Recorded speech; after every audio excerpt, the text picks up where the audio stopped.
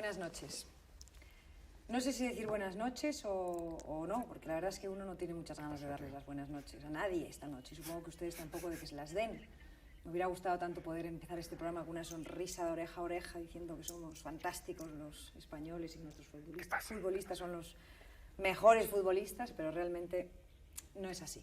Hablaremos más adelante en este programa de fútbol, además con dos personas no habituales en el mundo del fútbol. Y de momento la vida sigue y hoy es el último martes del mes de junio. Fíjense además que martes para presentar con entusiasmo, el martes que empieza cuando acaba de empezar el verano. Pero no ha sido posible. Vamos pues con nuestro programa. Dentro de muy pocos días, concretamente el día 8 de julio, hará un año que Raúl Alfonsín dejó de ser presidente de la Argentina. Raúl Alfonsín, ustedes le conocen bien, han oído mucho hablar de él, entre otras muchas cosas, porque fue el político argentino que logró devolver la libertad a su pueblo.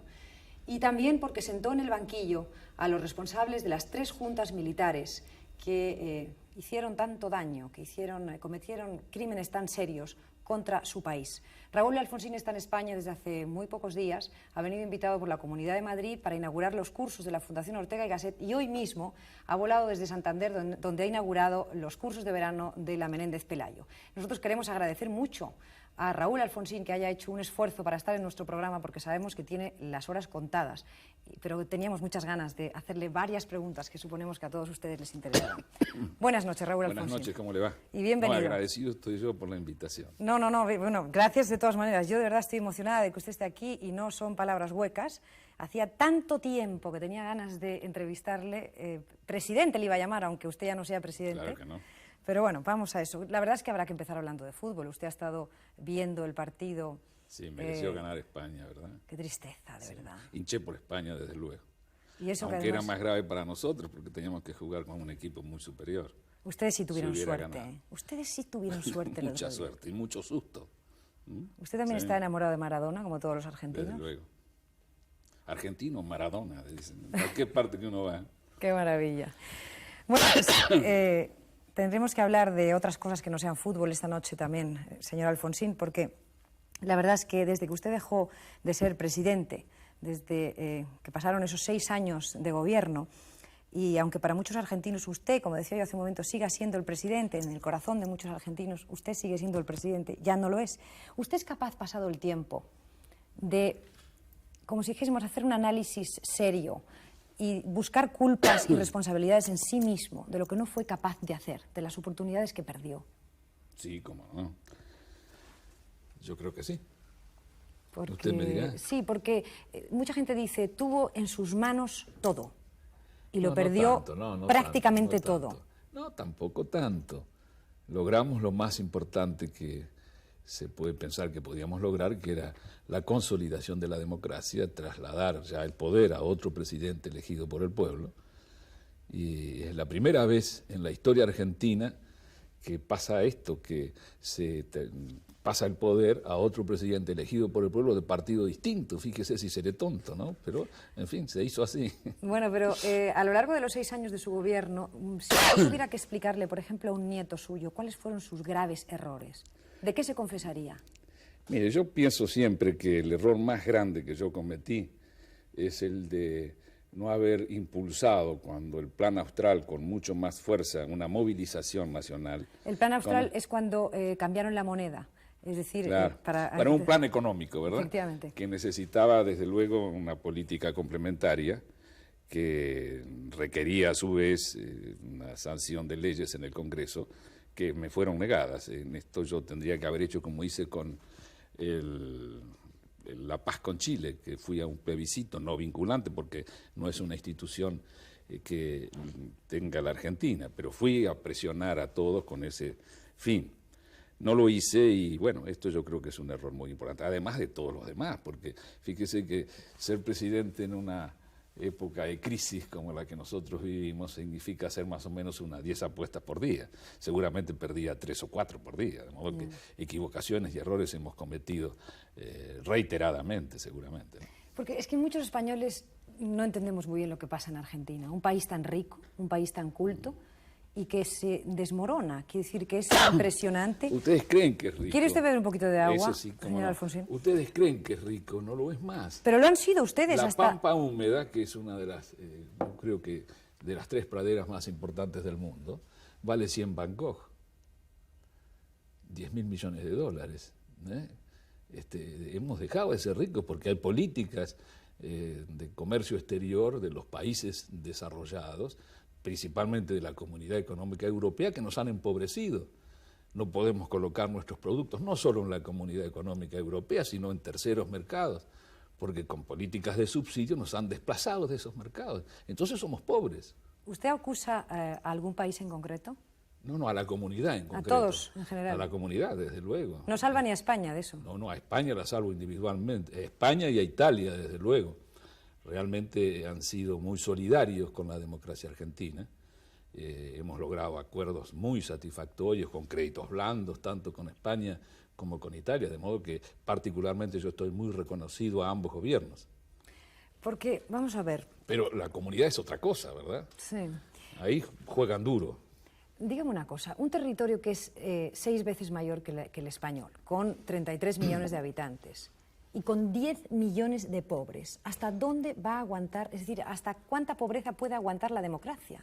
Bueno, esto es muy buena esa pregunta. Yo creo que nosotros hemos hecho una epopeya en América Latina, no solo en la Argentina. Fíjese que los politólogos dicen que para que haya democracia en una nación se requiere cierto mínimo bienestar. Y nosotros hemos hecho la democracia en Argentina, en Uruguay, en Brasil, en Paraguay, en Bolivia, en Perú, en Chile, en 10 años. Y en el marco de la marginalidad, la discriminación en el comercio exterior, la pobreza extrema, el estancamiento, un orden económico internacional injusto, de modo que es una verdadera epopeya. ¿Hasta cuándo está bien? Es una buena pregunta. Claro, porque... Entonces la solidaridad de los países desarrollados tiene que ser expresada de otra manera. Yo estuve diciendo en estos días precisamente en la universidad que nosotros agradecíamos mucho la solidaridad que se había expresado tan conmovedoramente en la época de nuestras dictaduras, creando comisiones de derechos humanos para la Argentina. Pero decía que esta era una solidaridad post-mortem, porque esas comisiones tenían que nombrarse porque en su turno no habían sabido ser solidarios con las democracias renacientes de los países en desarrollo. En otras palabras, cuando nosotros accedemos a la democracia, las democracias ricas nos aplauden. Y así, ahí se quedaron. De boquilla siempre, ¿no? Es algo más. España, Italia, por eso yo estoy muy reconocido. No disfruté tampoco de estos acuerdos tan importantes, pero bueno, lo disfruta la Argentina ahora, se están poniendo en marcha, ¿verdad? Es que un artículo de Carlos Gavetta, el escritor argentino, decía, la libertad no se come. Entonces puede llegar un momento que el pueblo argentino diga, bueno... No nos interesa más la libertad, queremos eso comer. No va a pasar, eso no va a pasar porque el pueblo argentino sabe que sin libertad no se come. Es decir, no quiero decir que la democracia de por sí dé la solución para los problemas de la justicia social, pero estoy seguro que la experiencia histórica que todos nosotros tenemos es que cuando no hay democracia es cuando las cosas se hacen peor. Esto que usted dice, se ha dicho por muchos, es decir, parecía que la... política o los partidos políticos eran un inconveniente porque la intermediación política dificultaba la puesta en marcha de medidas necesarias para solucionar los problemas de estructura de nuestra economía. Eso fue la dictadura y fue el desastre, pero no solamente en el campo de derechos humanos, fue el desastre en economía. Fue la época de la deuda externa fabulosa, de la estatización de la deuda externa y de la consolidación de un capitalismo prebendario que habla mucho contra el Estado, pero le chupa la sangre al Estado también. ¿Usted habla un poco así porque sabe que este programa se va a ver en su país? No, yo hablo así porque soy sincero. ¿Porque le da miedo que llegue un salvador de la patria? No, creo que en la Argentina no va a pasar eso. ¿Usted tiene miedo a los salvadores de la patria, verdad? Sí, desde luego. Miedo en serio. Son peligrosos, de verdad. Son peligrosos todos los mesiánicos, que por lo general están vinculados a concepciones fundamentalistas, integristas, siempre antidemocráticas. Es que comentaba con algunos amigos periodistas que les interesa Argentina especialmente, que decían, si somos completamente sinceros en este momento en Argentina, a los argentinos, si se les dice, de nuevo vamos a tener 30.000 desaparecidos, pero se va a arreglar la economía, los argentinos votarían porque se arregle la economía. Y a mí se me abrieron las carnes, con No, perdón no por la creo, expresión. No creo que esto es un pensamiento aislado, absolutamente, ¿no? Yo creo que hay una cultura distinta en la Argentina. Es cierto, durante muchos años hemos elaborado una cultura de la ajuridicidad, diría, ¿no? Ajuridicidad, es decir, una cultura donde había una violencia explícita o implícita, golpe de Estado, fraude, pretensión hegemónica de un partido político que dificultaba la competencia. Pero al recuperar la libertad autónomamente, la sociedad argentina se ha dado una nueva constelación de valores, está disponible para el diálogo, para el compromiso, para el acuerdo, para la tolerancia, para la convivencia, en definitiva, ¿verdad? Pero volvemos a lo mismo, ¿hasta dónde aguantará, hasta qué pobreza Bueno, aguantará la yo creo democracia? que aquí estamos trabajando en contra del mundo en este sentido, ¿verdad? Porque es necesario comprender la globalidad de los problemas, no queremos ser los bárbaros dentro de este mundo desarrollado. Además, los países desarrollados debieran saber cómo le ha ido con los bárbaros en la historia, ¿verdad? Sí, pero los países desarrollados son muy egoístas, señor Alfonsín, ¿no le parece? Así pienso, sí, así pienso, sobre todo Para en lo las suyo, políticas globales. A lo de cada uno, ganar lo más posible, y a los que están en vías de desarrollo se les utiliza, y adiós muy buenas, ¿no? Vamos a hablar de los militares, si le parece. Usted fue muy valiente respecto a los militares, quizá porque los conocía bien, porque usted estudió con los militares. Yo hice el bachillerato en un liceo militar. Bueno, ¿y eso le dio a usted unos conocimientos y una valentía que a lo mejor en otras circunstancias no hubiera tenido? No sé si llamarlo valentía. Yo respeto todas las medidas que en materia de derechos humanos se han tomado en América Latina. Nosotros teníamos un determinado reclamo social y por eso hicimos lo que no se hizo en ninguna parte del mundo. Algunos críticos debieran decirme si hay algún país que hiciera lo que nosotros hicimos en el mundo. Por ejemplo... Pero fíjese que hay otras circunstancias distintas en otros países. En Uruguay hubo amnistía, en Brasil hubo amnistía, los reclamos sociales eran distintos, así como pienso que se está llevando adelante una política muy especial, en una situación sumamente difícil, una transición muy difícil en Chile, ¿verdad?, que también habrá que considerar. Siempre hay que tener en cuenta también lo que podría ser una ética de los valores encontrados, ¿verdad? Carlos Floria dijo una vez una ética de los saltos cualitativos, porque tenemos que cuidar desde luego los derechos humanos para atrás, pero también hay que cuidarlos para adelante. Y en la Argentina no tomamos la Bastilla, por eso algunos críticos resultan ser demasiado frívolos cuando analizan algunos problemas. Usted, cuando dice que fueron valientes en un momento dado, hay que reconocer que lo que ustedes hicieron con los militares, ¿no? Esos juicios no se realizaban desde Nuremberg y no se exagera diciendo eso. Es otro tema, sí. Bueno, pero no se hizo en ninguna parte, los griegos es lo más parecido. No, tampoco es común encontrar un país con 30.000 desaparecidos, un país con una tradición. No, 30.000 no, 10.000. Pero de todos modos, Señor que sean Alfonsín, 1.000, que sean 10, que sean 5. ¿No reconoce usted 30.000 desaparecidos? No, señor, no, de ninguna manera. No. Yo quiero decir las cosas como son. Ya. Las madres de la Plaza de Mayo, ustedes recordarán esas mujeres que iban con un pañuelo blanco, siempre luchando, buscando la justicia para sus hijos, sus familiares desaparecidos. Usted al principio estuvo muy cerca de ellas y después ellas consideran que usted no ha hecho justicia hasta el final. No, ellas además me han difamado por todo el mundo, porque ellas están, desde luego yo respeto enormemente el dolor que tienen por lo que ha sucedido con los hijos, pero en definitiva estaban reivindicando una actitud también violenta de los hijos, porque en la Argentina era necesario luchar contra la subversión terrorista. Lo que tuvimos en contra nosotros es de los métodos que se utilizaron para luchar contra esa subversión terrorista, ¿verdad? Esto hay que delimitarlo perfectamente. Usted teme, presidente, mejor dicho, perdón otra vez por lo de presidente, señor Alfonsín, ¿usted teme que ese indulto que Carlos Menem está prácticamente a Menos mal que yo le pedí que habláramos de América Latina, ¿eh? Bueno, pero no pensará que no vamos a hablar de una cosa tan seria como es el indulto. ¿Usted está en contra de ese indulto? Yo estoy en contra y está en contra de mi partido. ¿Tiene miedo de que eso llegue ya, pronto? Yo creo que va a llegar pronto. ¿Y qué le parece? Me parece muy mal. Pero además se han tomado medidas que han sido también igualmente graves para el futuro de la democracia, como es el cierre de las causas a los que se amotinaron durante nuestra gestión. Pero en fin, yo no quiero criticar a mi gobierno fuera del país, así que... Ya. No, en todo caso, pregúntenme todos mis errores, seguimos conversando de todas las macanas que hice yo. Fíjese que hay una cosa que sorprende y es la actitud de la Iglesia Católica, que al parecer en Argentina... También me quiere hacer quedar mal con la Iglesia. No, escuche una cosa, señora Forni, es que es importante que en un país donde se ha sufrido tanto, cuáles son las responsabilidades de unos y otros. Entonces, la Iglesia Católica parece bastante unida a la oligarquía en su país, una Iglesia muy conservadora, al parecer, ¿no? La Iglesia... Usted tuvo muchos problemas. Yo soy la Iglesia también, yo soy católico, yo soy la Iglesia. Usted quiere decir la jerarquía. En ese caso yo le diría a algunos miembros de la jerarquía. No todos, hay otros que están en una posición totalmente distinta. Dígame si es verdad o mentira esa vez que usted estaba en una iglesia y se enfadó de tal manera que se subió a un púlpito a decir... Alambón. ¿Cómo fue eso? Bueno, no me gustó lo que decía el obispo, entonces pedí hablar. Como católico yo puedo hablar, y pedí hablar y hablé.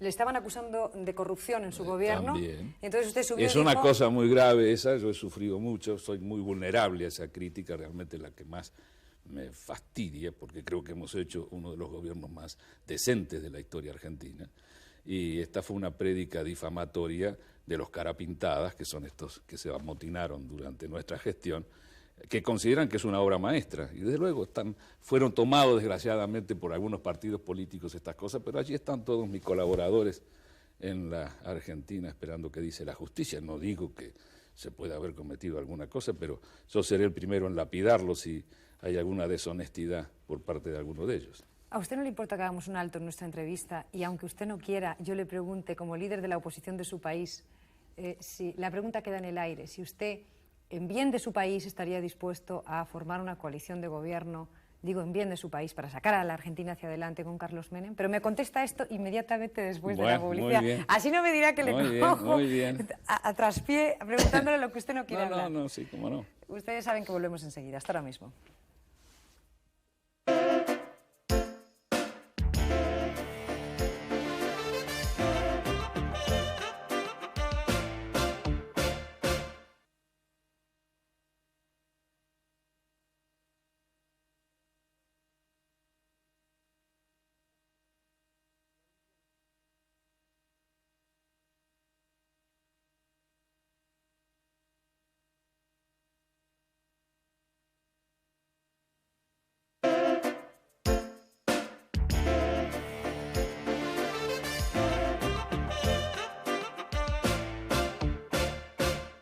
Estamos en directo el martes que viene con Raúl Alfonsín. Habíamos dejado en el aire la pregunta de si era factible un gobierno de coalición, si usted lo veía factible con el presidente Menem para, si fuera necesario, sacar adelante a su país.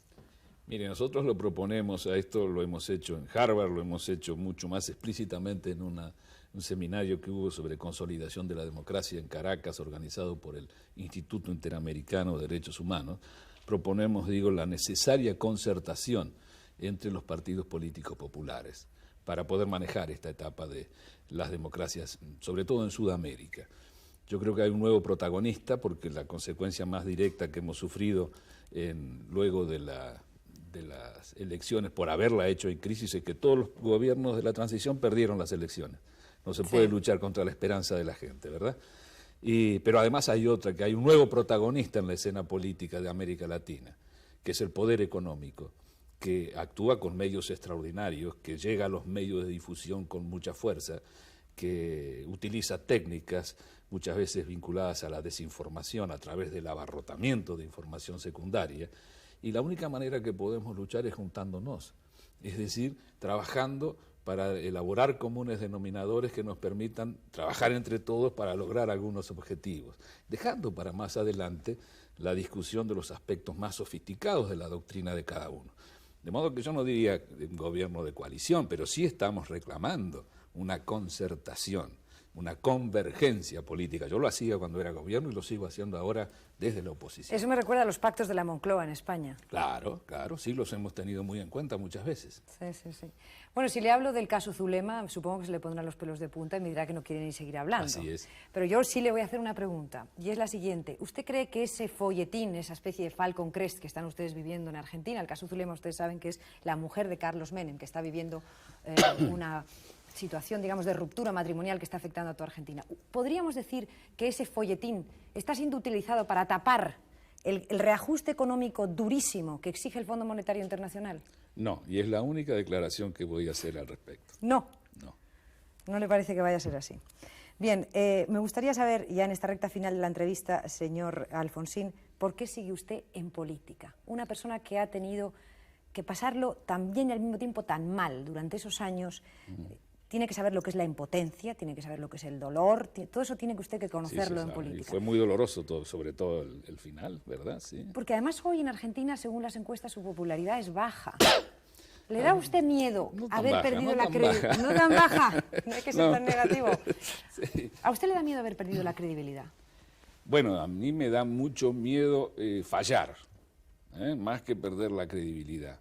Fallar, no cumplir con lo que yo quiero, fallarle a la gente, eso es lo que me da miedo. Usted sabe que los políticos tenemos miedos particulares, como el miedo al ridículo es un miedo muy común en los políticos. Y el miedo a fallar, ¿verdad? El miedo a no estar a la altura de lo que la gente espera de uno. Y a veces yo siento que no he estado a la altura, entonces siempre me mortifica todo eso. Pero sigo trabajando porque así creo que debe ser. ¿Llega incluso a tener depresiones? No, gracias a Dios. No llega a ese extremo. No. ¿Qué le queda de gallego, de su padre? Yo creo que todo. Bueno, somos un poco peleadores, a veces me enojo. Bueno, normal. Pero poco me enojo. ¿Cómo es Alfonsín enojado? ¿Es capaz de dar un puñetazo en la mesa y destrozarlo? A veces sí, me duelen los nudillos también. No, pero procuro ser tranquilo. ¿Le engañaron mucho? ¿Quién? ¿En la época de su presidencia? No, ya fue todo muy frontal en la Argentina durante mi gobierno. El justicialismo realizó muy claramente una oposición obstruccionista, destructiva, basado en una búsqueda inescrupulosa del poder sobre la base del fracaso del gobierno, pero esto fue de una claridad meridiana, de modo que yo no me sentí engañado. Nadie niega que usted es un hombre que sigue siendo honesto, eso sí que realmente es un, bueno, es un denominador común. Usted sigue sin comprarse un coche, ¿no? ¿O ya lo tiene? No tengo. ¿No tiene coche? Me han dicho, fíjese qué curioso que eso sea un signo. No, pero no lo es de ninguna manera.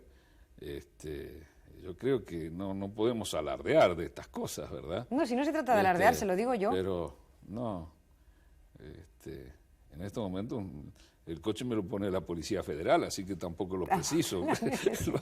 Claro, porque sigo con custodia, ¿sigue escribiendo? Desgraciadamente.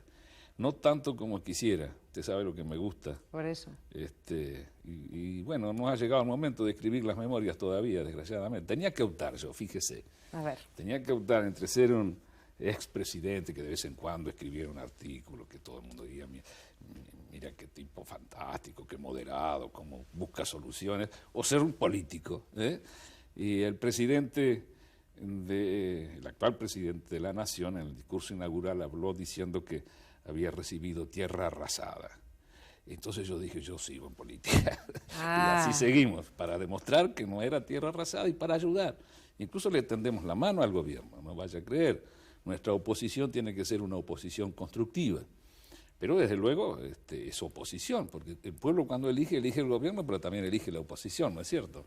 Usted tiene 63 años y esta sería o mi 53, última. no me acuerdo. No, yo y sé la que sota. Yo no sé usted coqueto, y la señor sota, Alfonsín. pero no, además sería inútil esa coquetería. Si usted tuviera 53, se muestran muy parecería claro. unos cuantos más. Vamos a dejarlo en 63 y que está muy joven. Gracias. ¿Y usted desearía ser presidente de nuevo de su país? Mire, a mí me preguntan muy a menudo esto. Y yo les digo que les contestaré en el 94. ¿No es capaz de contestar ahora? No puedo, pero no, porque no estaría decidido.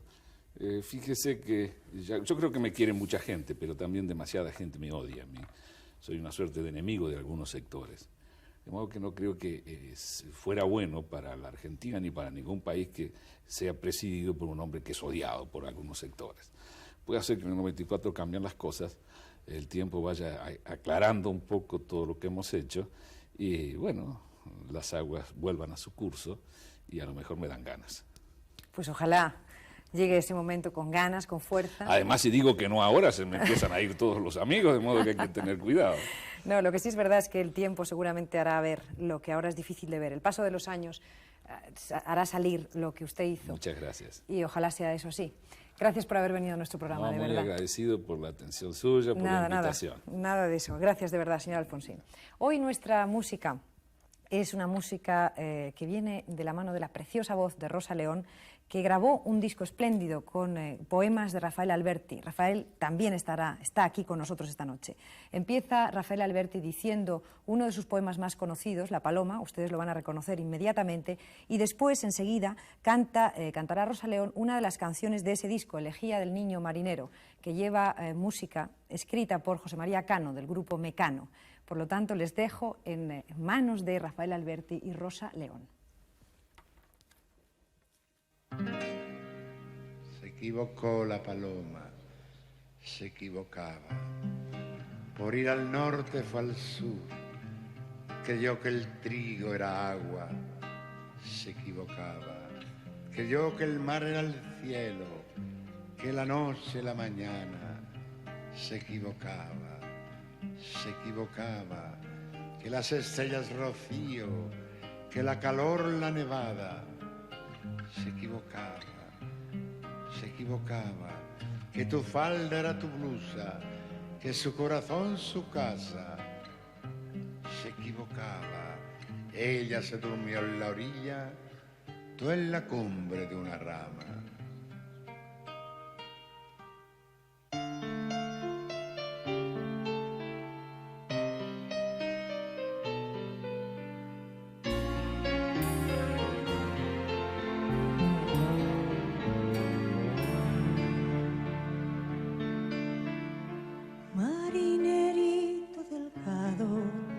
Gonzaga de la mar, qué fresco era tu pescado, acabado de pescar.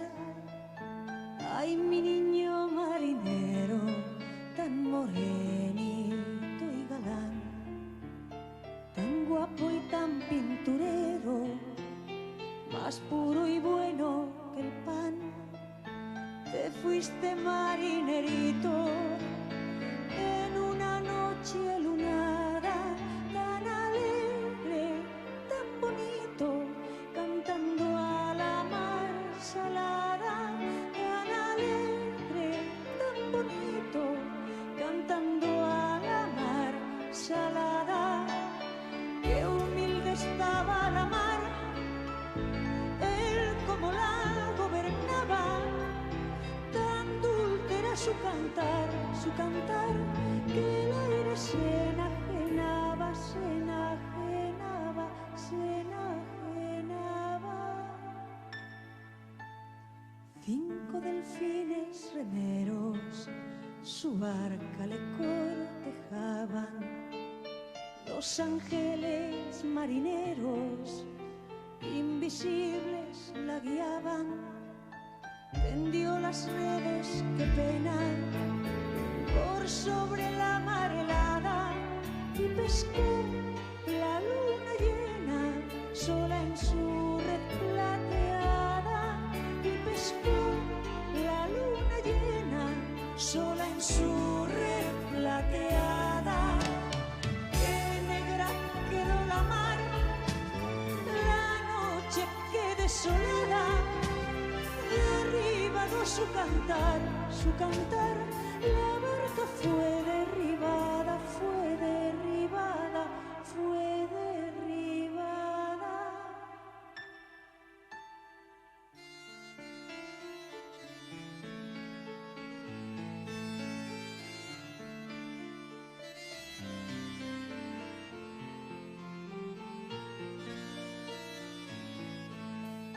Flotadora en el viento, la sonrisa amortajada de su rostro, qué lamento, el de la noche cerrada,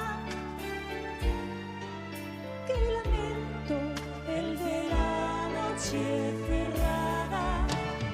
Qué humilde estaba la mar, él como la gobernaba, su cantar, que el aire se enajenaba, se enajenaba, se enajenaba.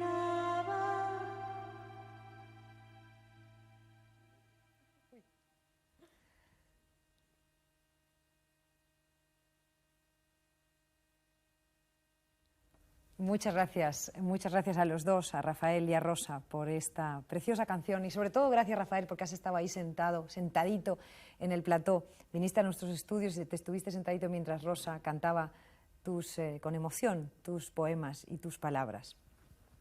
Ha llegado el momento de hablar de fútbol, señores, por lo tanto vamos a estirar la cara para abajo. Es triste, da rabia, la verdad, ¿qué quieren que les diga? Da rabia. Y nosotros vamos a hablar además de fútbol con dos personas apasionadas, que no es común que sean las que normalmente hablan de fútbol, porque de fútbol en general hablan los hombres. Pues esta noche no van a ser los hombres los que hablen de fútbol. Buenas noches, Maribel Verdú y Vivi Andersen.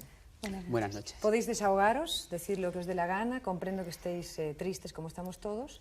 Bueno, pero una tristeza relativa. Yo tengo que decir que hoy precisamente ha sido el día que mejor juego ha desarrollado la selección española y la verdad es que es lamentable tenerse que despedir del Mundial justo cuando se empezaba a jugar mejor. Entonces, la verdad es que yo triste no estoy. Lo que pasa es que evidentemente parecía ser que la cosa se ponía fácil.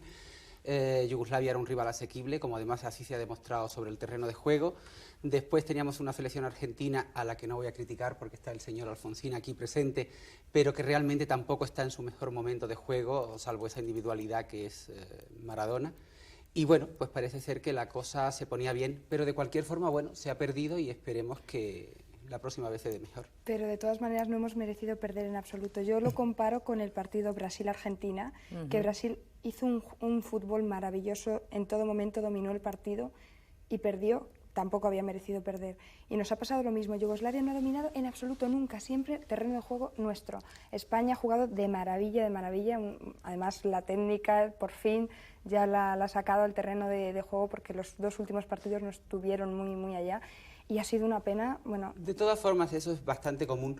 Quiero decir, cuando una selección domina el juego durante prácticamente más de la mitad del encuentro y las ocasiones de gol no se aprovechan, casi siempre el equipo que tiene muchas ocasiones de marcar y después no ejecuta, o sea, no tiene la posibilidad. No llegan a materializarse, ¿no? Esas El jugadas Butragueño, que dices, bueno, ese gol de Butragueño prácticamente... Y los dos del de palo. Martín Vázquez que han pasado, vamos... Bueno, no, yo pienso que se podía haber ganado, pero bueno, no se ha ganado. Y... Calor, menudo calorazo. Eso han dicho, creo que terrible. Bueno, debías estar en el campo no sé cuántos grados, porque han hablado de 40, pero yo supongo que serían más grados. Yo supongo que sobre el terreno de juego incluso posiblemente hiciera más de 40 grados. De cualquier forma, eso que a priori le perjudicaba a la selección española y también a la yugoslava, sobre el terreno de juego se ha visto que no, que quizás los yugoslavos les ha afectado mucho más el calor. De hecho, ellos durante prácticamente todo el primer tiempo y prácticamente también el segundo han ido a hacer un partido de contención en el cual han esperado al equipo español en su terreno de juego, no se han movido prácticamente, han estado allí. Entonces yo creo que no, que realmente el calor sí, pero yo no diría que es el factor que ha desencadenado la derrota, por supuesto que realmente el dominio ha sido del equipo español. Se ha perdido pues porque el fútbol... Porque el destino... No me digas que el fútbol es así, que es una frase que no puedo oír. No, el fútbol es así, pero quiero decirte, Maribel, ha hecho una cita del otro día el partido Brasil-Argentina, en el cual prácticamente el equipo brasileño se pasó todo el encuentro dominando y en una jugada, no voy a decir afortunada, porque realmente yo creo que Diego Armando Maradona puso mucho más que fortuna, puso esa gran clase que tiene, se dio un balón a Canilla y Canilla marcó el gol y después, bueno, estaban en el minuto 80 y ya no hubo posibilidad de... Bueno, pero bueno, tenemos ejemplos como por ejemplo la selección de Eire, que está en cuartos de final sin haber ganado ningún solo partido. Camerún ha hecho, pero Eire no ha ganado ni un solo partido y bueno, a excepción del de ayer y fue en los penaltis y está ahí en cuartos. Bueno, vosotros habéis echado, Maribel, ¿tú has echado de menos algún jugador en la selección, algún jugador español que crees que debería haber estado y no estaba? Sí. ¿Quién, por ejemplo? Pues Gordillo.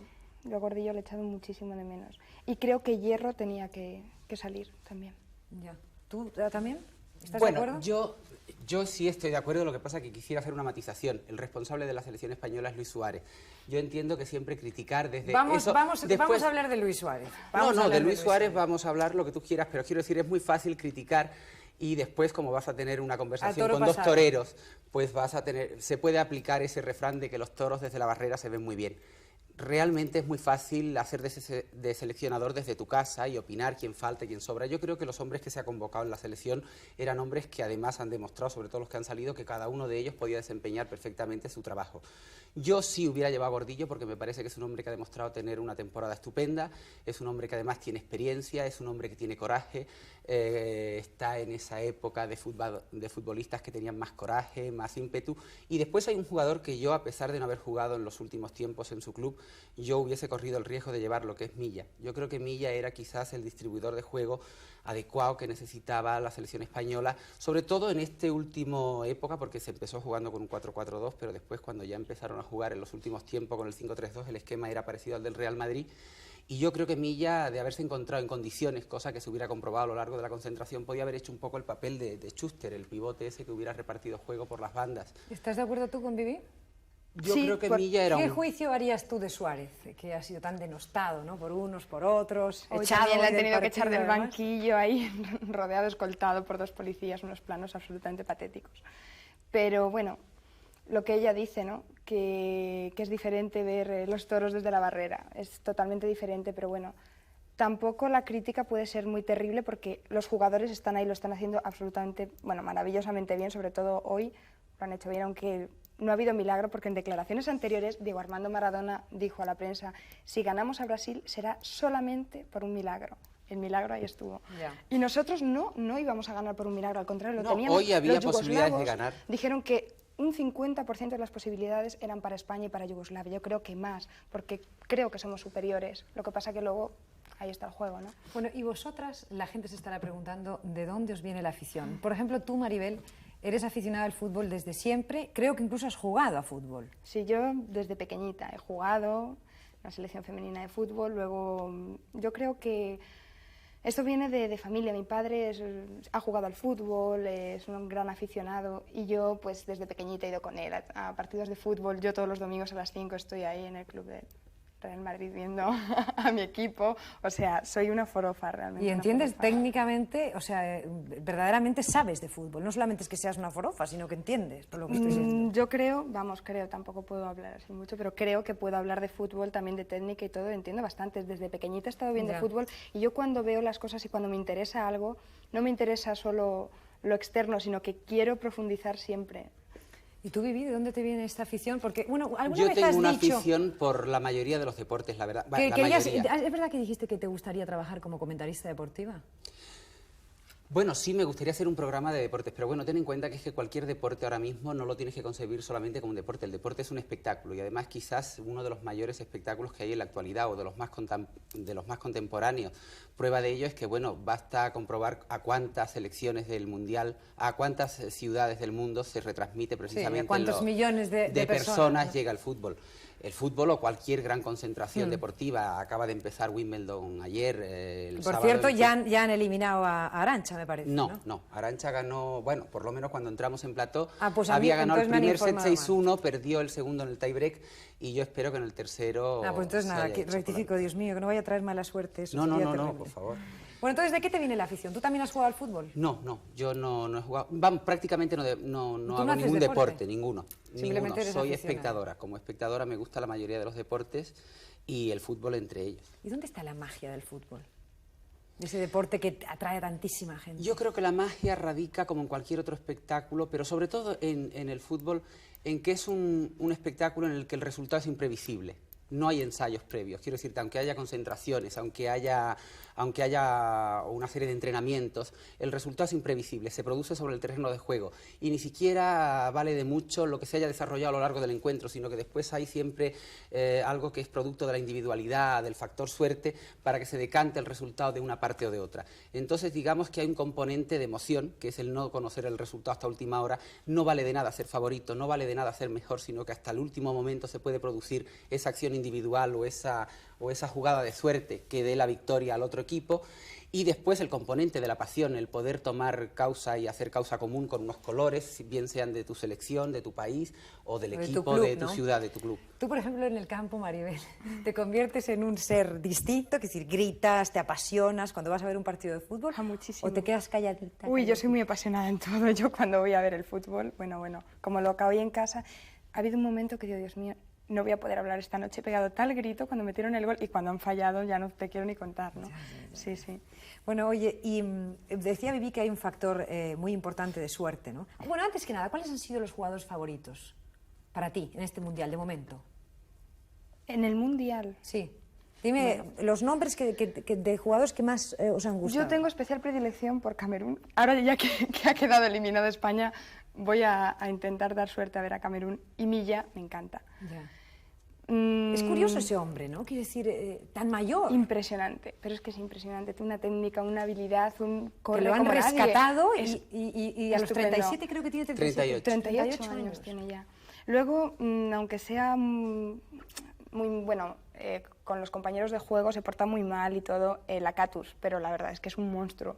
Hagi está muy bien. Bueno, es que ella siempre tira también. para casa porque como Hagi lo hace el Real Madrid y ella es No, madridista. pero es que me parece que ha sido una elección muy buena, porque juega increíblemente bien. Yo creo que hay grandes jugadores en el Mundial de cualquier forma y inclinarte por uno u otro está claro y es evidente que el mejor jugador ahora mismo del planeta futbolístico internacional es el señor Diego Armando Maradona, no cabe la menor duda. Prueba de ello es que incluso lesionado es un hombre que con una selección en un estado físico y de juego que no es el óptimo puede decidir un partido.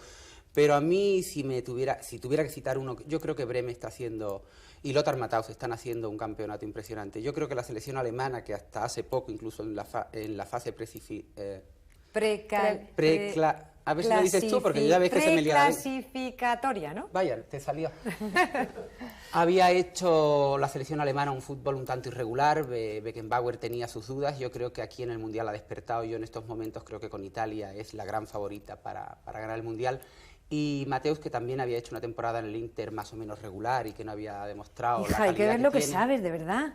¡Qué No, barbaridad! yo no es que sepa, yo me dedico a ver el campeonato y de lo que veo, pues me gusta Matthäus porque me parece que lo está haciendo muy bien, pero de cualquier forma, ya te ha dicho ella, Hagi, está Maradona y después se pueden citar a muchos futbolistas. Dime, Maribel, una cosa, ¿quién para ti ha hecho el mejor fútbol? ¿Cuál ha sido el equipo? Has dicho que Camerún te atraía de una forma especial, pero más por un problema, digamos, romántico. Efectivamente. Más que otra cosa, ¿no?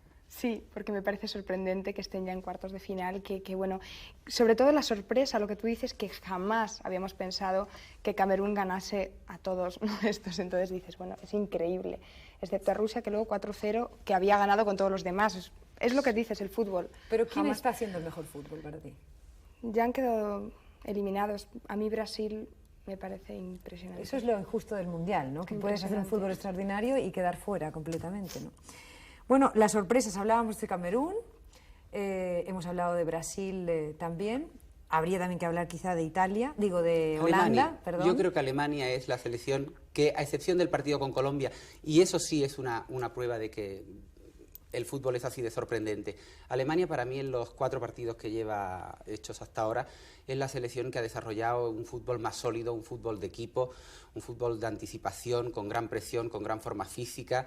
Ellos suelen ser muy cuadrados de forma de ser y quizás por eso, quizás en algún momento, como en el partido contra Colombia, bueno, pues ellos salieron a golear a Colombia, se encontraron con una Colombia muy bien situada en el campo, que ejecutó un fútbol con mucha presión, ellos no tuvieron libertad para pensar y de ahí que después el resultado fue de empate a 1 y además incluso se podía decir un resultado injusto porque Colombia disputó y tuvo las mejores oportunidades de ganar ese partido.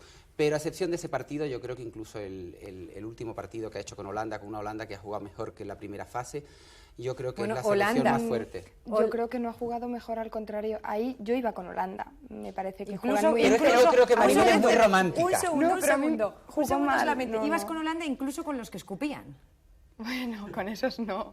Iba con los jugadores porque me parece que me gusta mucho el fútbol que hacen, pero sin embargo no merecieron ganar. Efectivamente, No, pero mereció sobre ganar todo porque Alemania, yo creo jugó que Holanda mejor. no ha hecho un fútbol de equipo. Holanda tiene grandes individualidades, pero el hecho de que Javi es muy individualista. Ben jugando Acker se también. haya metido en última hora como seleccionador, pues quizás el equipo no ha rulado como debiera. Y después han fallado las individualidades, como son Van Basten o Gullit, que quizás estaba recobrando la forma y no ha llegado en un estado óptimo al Mundial, no han tenido mucho tiempo para entrenar y para concentrarse porque han disputado la Copa de Europa. Yo creo que, para mí es Alemania, pero de cualquier forma... Alemania es tu pronóstico, ¿vamos a apostar? No, yo no soy partidaria porque, bueno, hoy yo hubiera apostado por España de todo corazón. Sí, pero tú por el corazón, pero a lo mejor No, no, con la cabeza. Y después de ver lo que he visto en el partido... También No por el corazón. con la cabeza. No como favorita para el Mundial. Mis favoritas para el Mundial a priori, antes de que Italia, empezara, Alemania. eran Italia, Alemania, Brasil y posiblemente Holanda. Todo estaba por ver qué juego iba a desarrollar Holanda. Ahora mismo ya, evidentemente, yo creo que aunque Alemania está desarrollando un gran fútbol y que tiene posibilidad de llegar a la final, Italia... ¿Pero por qué me haces esos gestos? Porque... Es que me hace unos gestos muy raros con la cara y yo me quedo, estaré diciendo algo raro. No agaches la cabeza, Mercedes.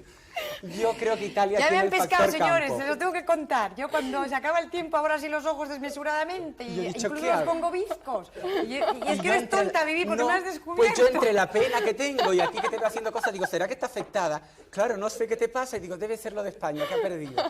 Ya me han pescado, mira tú. Yo creo que pase lo que pase. Porque si hago así, ¿ustedes se acuerdan de cuando hice así? Que se me cayó toda la caballería encima con José María García. Pues entonces he descubierto que hago así para que se calle. Y Y yo nada. decía, ¿qué habré hecho yo? Bueno, pues que se nos acaba el tiempo, Vivi. Yo Bueno. quería preguntarle a Maribel ya por último, ¿qué le diríais si tuvierais delante a los jugadores españoles que deben estar hundidos en la miseria? No. Bueno, espérate que hable Maribel, Que porque hable, es que si no... ¿Cómo Ella era? está encantada. Roberto, ¿cómo era eso? El que resiste gana. El que resiste gana. Vosotros no habéis ganado, pero habéis tenido todas las oportunidades y ánimos que sois los mejores. Otra vez se va. ¿Y tú Que qué sois les los dirías? mejores. Yo nada, yo creo que eso no se puede remediar, han quedado eliminados, mañana vuelven para España, pero yo creo que Te digo la que deberían les de dejar espera. las críticas de lado. No, yo pienso que no, que justo en estos momentos yo estoy escuchando a José María García, precisamente, que tú lo acabas de citar, y él que además durante la primera fase les ha criticado mucho, incluso la gente que comentaba con él, como Cantatore, Tosa, Clemente y demás, hoy han estado todos de acuerdo en que España ha hecho mejor fútbol, pero ha perdido. Así es la vida. Bueno, chicas, gracias porque habéis dado una lección Que el año muy que viene- buena. que- Y es que esto de que lo sean los hombres los únicos que puedan hablar de fútbol en plan técnico, porque no sé si ustedes se han fijado, que aquí no hemos dicho eso que es tan común, de decir, ¿y cuál es el jugador más guapo? ¿Y cuál es el que tiene las Lo sabía piernas también, más no sé ¿eh? cuántas? Los italianos, No, bueno, no, si bueno, quieres si hablamos quieres de eso No, no, también. no, no, porque Ah, entonces es cuando desacreditamos el nombrarlo. asunto. De No, lo que se no, trataba... es que son dos cosas distintas. Quiero decir, del deporte es el deporte, pero Bueno, los señores pero que a las estaban bien, mujeres estaban siempre bien. da la casualidad de que nos preguntan cosas que no son técnicas. Esta noche de lo que se trataba era de que las dos mujeres aficionadas al fútbol hablasen de la técnica, de lo que para ellas significa un mundial, y creo que ha quedado clarísimo que saben, tanto una como otra. Muchas gracias por estar aquí, de verdad. Y no te asustes con mis ojos, Vivi, lo siento. No, no, de ya verdad. sé que no te pasa nada, ya te me quedo más tranquila. Vamos al dibujo de cada semana. Ah, no, vamos a la publicidad, perdón, me estaba equivocando. Vamos a la publicidad y enseguida nos vamos a la entrevista del siglo que viene. Hasta ahora mismo.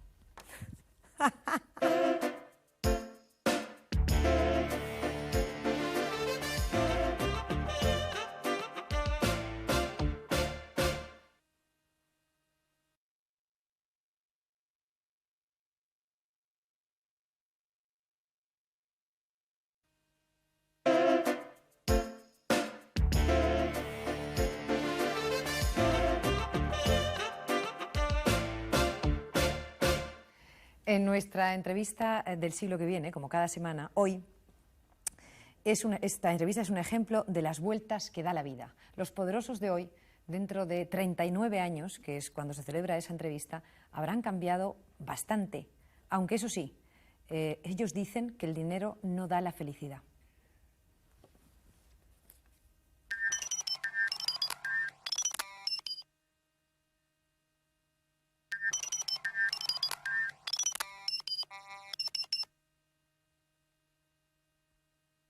Buenas noches. Para nuestra entrevista del futuro nos hemos trasladado a la sede central del Banco Español de Rédito. Buenas noches, Mario Conde. Si yo fuera rico.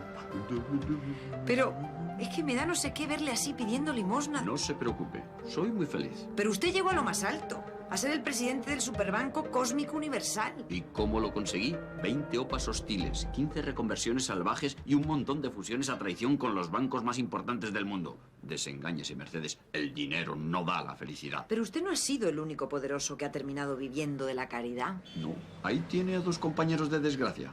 Pero si son los Thyssen. Para las gafen, para los labios, para el moqueten del nene, solo por 1000 peseten. Y ella es Tita. Tita Cervera, sí. Se lo dejo como un espejo, jefe. Dame algo, dame 500 pesetas, reina Mora. Dios te lo pague, generosa. La duquesa de Alba. ¿Qué? Yo ya no sé si esto es un sueño o es que estoy como una cabra. El que faltaba, el marqués de Villaverde. ¿Dónde va? A recoger a mis compañeras y a retirarme. Somos dos hermanas, estamos en el paro y como es mejor de pedir que de robar, queremos pedirle su generosa voluntad. Las Koplovits. No es bueno que el pobre esté solo. Detrás de esto tiene que haber alguien. Les espero el martes que viene con... Ya veremos. Buenas noches. ¿Ustedes creen que los japoneses acabarán comprándolo todo? Bueno, como decía Vivi, vamos a hablar de toros a continuación. Hemos hablado de fútbol, ahora de toros. Dos espectáculos que gustan a muchos españoles. Y si a usted no le gustan ni el fútbol ni los toros, hoy lo siento, tendrá que ser otro día. Y están con nosotros en el programa dos matadores de toros que están en los primeros puestos del escalafón. Roberto Domínguez, que torea mañana la tradicional corrida de la prensa en Madrid y que ha tenido una acogida importante hace muy pocas fechas, y José Miguel Arroyo, Joselito, que lleva una racha estupenda y que no hace más que cortar orejas en las últimas corridas que ha toreado. Buenas noches, Roberto Domínguez, y buenas noches, Joselito. Bienvenidos a nuestro programa. Roberto, a ti te tengo que reñir un poquito. ¿Por qué? Sí, tengo que empezar reñiéndote un poquito porque me quieres contar en qué cabeza cabe que a la semana de una acogida importante como la que tuviste, te vayas a torear y que, por supuesto, las heridas están frescas, los puntos están todavía que no se han agarrado bien, se te abre la herida. Entonces, ¿qué pasa? ¿Que no se puede dejar de ganar ni una peseta? ¿Que la avaricia rompe el saco? No, no es eso.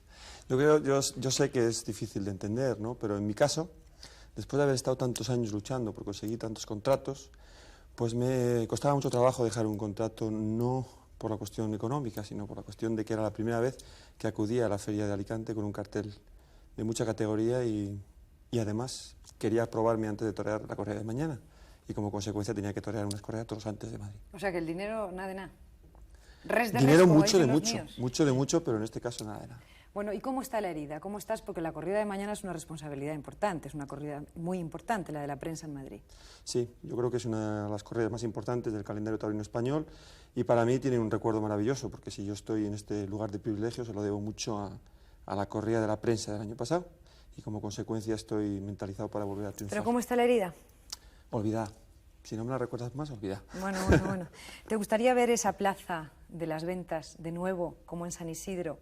Sí. Con esa gente entregada, emocionada, y curiosamente sin haber cortado una oreja, porque te aplaudieron con mucha emoción sin haber cortado, sin haber tocado pelo, como dicen los taurinos. Sí, y profesionalmente muchas veces te llena más de satisfacción, porque muchas veces cortas orejas, pero en tu interior te queda un remusguillo de que las has podido hacer mejor. Sin embargo, a pesar de todos esos pinchazos y de no haber conseguido el triunfo total, pues veías esa plaza entregada y esa repercusión en los tendidos de lo que tú habías sentido en el ruedo, y es muy emocionante, ¿no? Fue precioso. Joselito, hablando de San Isidro, tengo que decirte que supongo que comprendes que hay muchas aficionadas que todavía no entienden las razones, tus razones, para que tú, triunfador de la feria del año pasado, después de una faena memorable y habiendo salido por la puerta grande, no hayas estado en San Isidro. Bueno, yo creo que ya quedaron bastante claras, ¿no? Y lo único por lo que yo no estuve en la feria, no he estado en esta feria de San Isidro ha sido porque después de triunfar, como tú bien dices, el año pasado, de qué me ha servido si cuando me han dicho que, me han dado a elegir unas corridas para poder torear, las que yo quería, pues no podía torearlas, ¿no? Entonces, bueno. Dicen que te dejaron elegir más de 20, que ninguna te gustaba. -2, 20 -2. Lo que pasa es que fíjate lo que pasó luego, que ninguna de esas dos salió bien. Bueno, pero eso nunca se sabe, ¿no? O sea, eso en el toro siempre juegas, es más saber, o sea, más acertar que saber. Ya, lo que pasa es que a lo mejor si hubieras sido más generoso, eso es lo que quizá no ¿Yo? te perdona. Sí, más generoso. ¿Qué te parece? ¿Que tú fuiste suficiente y que no fueron los empresarios? Estuvimos por igual, ¿no? Ah, estuvisteis por igual, ya eso significa algo. Dime cuántas orejas has cortado en los últimos días. Pues en las últimas 5 corridas, 12 orejas han sido. ¿12 en las últimas 5? Yo 12. creí que eran menos. ¿Tantas como 12? Tantas O sea, que la racha de triunfos... No me ha triunfos... ocurrido nunca, hasta ahora. Bueno, pues vamos a tocar madera, nunca mejor dicho. Hay orejas, decía hace un momento Roberto que hay veces que uno corta orejas y no está contento en su interior. ¿Hay orejas que uno corta y que le dan igual? Sí. Sí, porque, bueno, no es que te dé igual, sino que eso, que las cortas y dices, bueno, pues he podido estar mejor o yo pienso que esto no me sirve para mí, ¿no? O sea, no sirve para lo que yo quiero ser. Y entonces, sí que no es que te den igual, pero que no son suficientes. ¿Qué quieres ser tú, Joselito? Yo el mejor. ¿Qué te pasó por la cabeza el otro día cuando en Alicante, de pronto, en ese mano a mano que ustedes seguramente vieron televisado, Litri le coge en su primer toro y de pronto te encuentras tú que tienes que torear los 6 toros? ¿Qué te pasa por la cabeza? Porque para torear 6 toros un torero tiene que mentalizarse días antes, prepararse.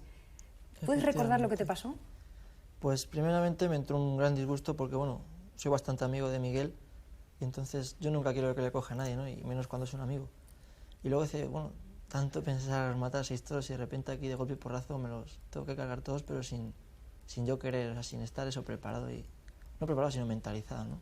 Y sobre todo el disgusto grande fue por lo de Miguel, porque, bueno, ves que sale un compañero herido y que tienes tú, pero bueno, pues toros da igual 3 que 6. No da igual, es mejor 3 que 6. 3 que ¿no? 6, ¿no? ¿Cómo está Miguel? Ya sabes si está sí, bastante mejorando, ¿no? bien, sí. Es que claro, 6 toros de pronto, ¿no? Cuando tienes 21 años, porque tú lo has hecho muchas veces. Yo recuerdo, por ejemplo, tus 6 vitorinos, tú los citabas antes, la corrida de la prensa del año pasado. Qué bonita corrida fue esa también, Sí, ¿no? Entonces, tú has toreado 6 toros, pero que de repente te caigan en un mano a mano. Pues yo no sé cuál es peor, fíjate, porque los días previos a la corrida de toros que yo maté en solitario aquí en Madrid, pues no dormía y me comía el coco, quería atar todos los cabos, y era una guerra psicológica más que una guerra profesional o física, ¿no? Y entonces no sé si prefería que no me dijeran nada hasta última hora, decir, toma 6. No te queda más remedio y que entonces estar estaría ahí, yo ¿no? creo que más relajado. Lo que pasa es que en el caso de José, pues tiene mucha razón en decir que por la lesión de un compañero siempre es desagradable matar 6 toros. Ya. ¿Tú te vas a atrever con los vitorinos o tus 21 años prefieres esperar a madurar a su tiempo? Sí, hombre. ¿O te da igual? ¿Te atreverías ahora mismo? Ahora mismo sí. Lo que pasa es que como en España no los tienen este año, ¿no? No digas que ahora mismo, porque sabes que no va a lidiar en España.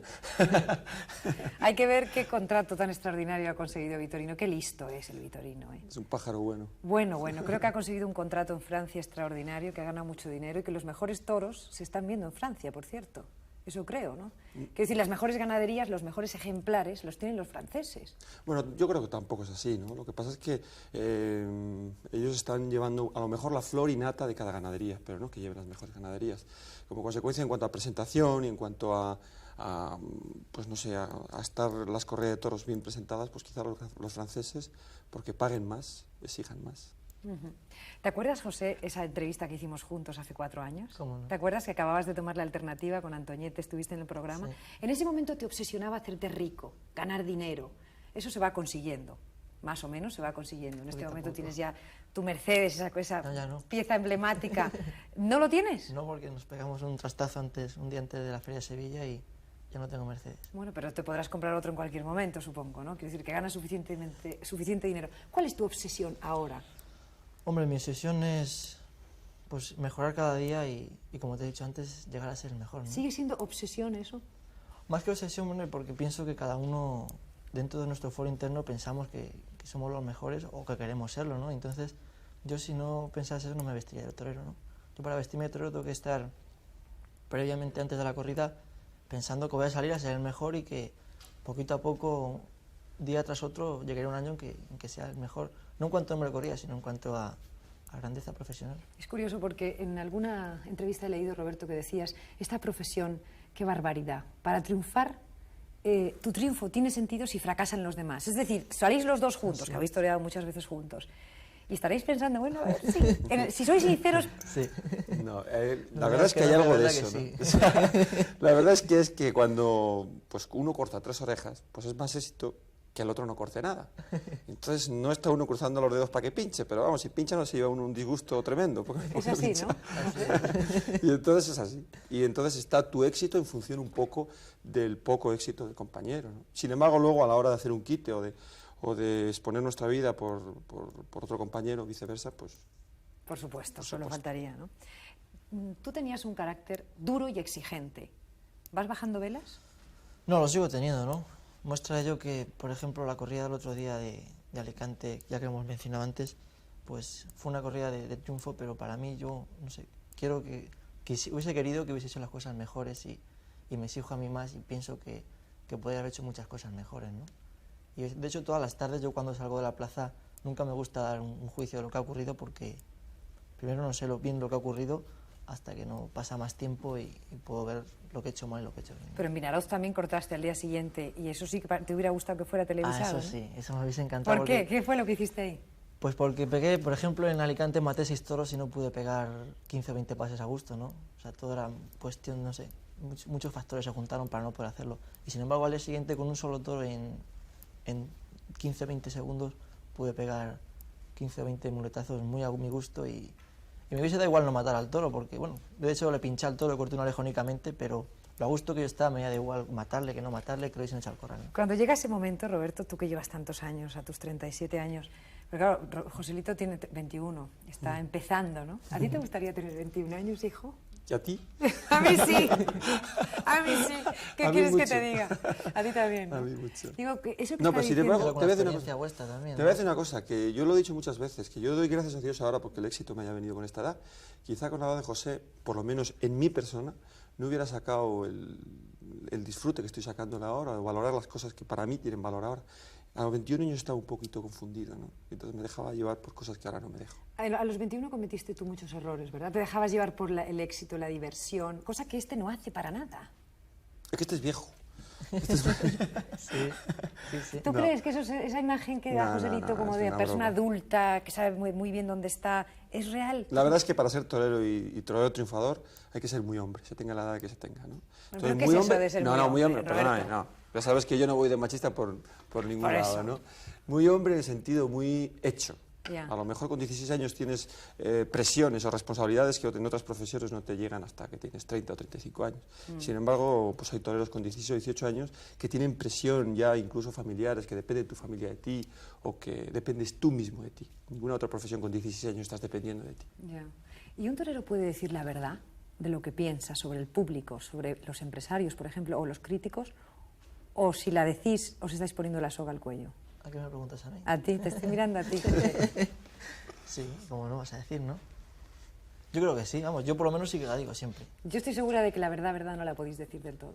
Lo que pensáis, por ejemplo, de los empresarios o de los críticos, a lo mejor del público sí, pero de verdad, cuando estáis Es que es un juego de intereses. rebelaos contra un empresario o contra un crítico, y no te rías, Roberto, que te estoy viendo. Pero ahí te dejas llevar también por, no sé, por pasiones, ¿no? Como decíamos antes. O sea, que eso no... Yo pienso que no, que siempre dices la verdad, porque hay que ser también frío, ¿no? Tú te pones en un lado, se pone en otro lado, pues indudablemente eso choca. Y al haber un choque, pues tiene que haber cosas que no vienen. Bien. ¿Tú eres sincero? ¿Te la juegas? ¿O has aprendido a callar? Pues yo suelo ser bastante sincero y ir de cara sobre todo lo que me importa. Pero dime una cosa, cuando un aficionado se te acerca, te explica cómo hay que torear, te explica cómo has toreado tú esa tarde, y tú a aguantar mecha. Yo es una cosa que encuentro que tenéis que tener una paciencia de santos. Sí, sí. Pero bueno, yo creo que en los toros pasa igual también como en política o como en el fútbol, que se ha visto la labor crítica del entrenador, ¿no? Se ven muy bien los toros desde la barrera. Hay muchas frases taurinas que han trascendido a otras cosas, a otros ámbitos, ¿no? Y entonces, bueno, pues yo soy un profesional que tengo que acatar todas las críticas positivas y negativas. Me hacen gracia que uno de la fila 23 me diga que por qué no he dado 2 pasos más hacia el pitón izquierdo cuando veo el toro que me está mirando a la umbrera y que si doy un paso más me va a partir por la mitad. Entonces me hace gracia que sepa más la fila 23 que yo, pero por otro lado entiendo que él ha pagado por ver un espectáculo y ha pagado por verme a mí, y yo tengo que hacerle caso porque a lo mejor hipotéticamente tiene razón y yo no me he atrevido a dar ese paso. Luego hay otro asunto, y es cuando os quemáis entre vosotros. Por ejemplo, en este momento con Espartaco estáis ahí luchando, y eso es muy bueno para la fiesta, ¿no? Entonces mira la cara de Angelito que se le pone. Cuando tú, por ejemplo, toreas con Espartaco, Roberto, y que además creo que incluso en Bilbao el otro día en la entrega de un premio le decías, por favor, Juan, no te arrimes más que me vas a matar. ¿Sí o no? Quiero decir que te provoca el hecho de que esté un Espartaco en la misma corrida que tú, para que incluso arriesgues más. Claro, yo creo que el ver a un compañero que se la está jugando tarde tras tarde, donde sea, sin atender a la categoría de la plaza, pues eso te estimula y te hace un poco un acicate profesional para ir a más. Yo creo que eso gana el aficionado y gana el torero en sí. ¿A ti te pasa igual, José? Indudablemente sí. Además que yo cuando salgo a la plaza, pues eso, salgo picado con cualquiera, ¿no? Pero indudablemente si están en los primeros puestos y como bien dice Roberto, sale a darlo todo en cualquier sitio, pues tú tienes que salir. Es curioso que los dos habéis empezado a torear un becerro a la misma edad, a los 12 años, con muchos años de diferencia, pero a los 12 años. Y los dos sois muy admiradores de Belmonte, que además, curiosamente, claro, bueno, como es lógico, no le visteis, ¿no? Pero me gustaría saber qué tenía aquel maestro. Empecemos por ti, José. ¿Qué tenía aquel maestro para vosotros? Incluso, no sé, ¿cómo se le puede admirar sin haberle visto? Hombre, yo le admiro, he visto fotos y algún pedacito de película, y más que nada porque primeramente fue un revolucionario, ¿no? Y dentro de esa revolución lo que hizo fue que, como él bien dijo, hizo descarrilar el tren, ¿no? O O sea, antes la gente decía, si no te quitas tú, te quita el toro. Y dijo, no, aquí no me quito yo, que se quites el toro. Y que descarrile el toro. ¿Qué dirías tú de Belmonte? Pues un poco en ese sentido, ¿no? Para mí ha sido un ídolo total porque, en primer lugar, fue el ídolo de mi profesor. Y cuando tú miras al profesor, pues, joder, ¿Tu profesor, tu tío? sí, Fernando. entonces era el ídolo que él había visto y que había alternado incluso con él. Y para mí hay un hecho fundamental. Él rompió con todo lo anterior. Como dice muy bien José, pues ha sido el primer revolucionario. Y empezar siendo en cualquier profesión heterodoxo. Y esa heterodoxia, llegar a ser algún día ortodoxia, eso es lo más importante en cualquier profesión. Ya vamos a terminar, pero hay una pregunta, porque por respeto a las personas que no les gustan los toros, ¿no? Hay dos preguntas, mejor dicho. Mucha gente puede pensar, pero ¿cómo es posible que a las puertas del siglo XXI todavía este rito ancestral, estoy segura de que muchos de ustedes te estarán diciendo, traiga, o sea, digamos, arrastre a tanta gente, a tantos aficionados? ¿Qué tiene? Hemos preguntado por la magia del fútbol. ¿Cuál es la magia de los toros? Muy fuerte después de tantas presiones, y hay mucha tradición, historia española en las correas de toros, y hay esa magia que, con el nudo en la garganta del espectador teórica, por la tragedia que puede ocurrir en el toro y por esta carga pues naturalmente cruenta que existe en el toro, se le haga olvidar,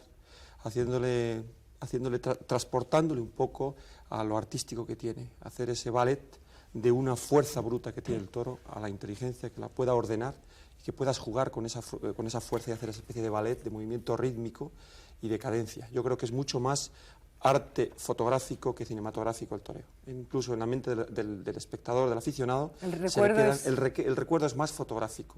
Como dice un compañero mío, los duendes, el ambiente de toros no existe en la cinematografía, y sin embargo sí que puede existir en un flash fotográfico. ¿Tú te has peleado alguna vez con alguien que te ha dicho que odia tu profesión?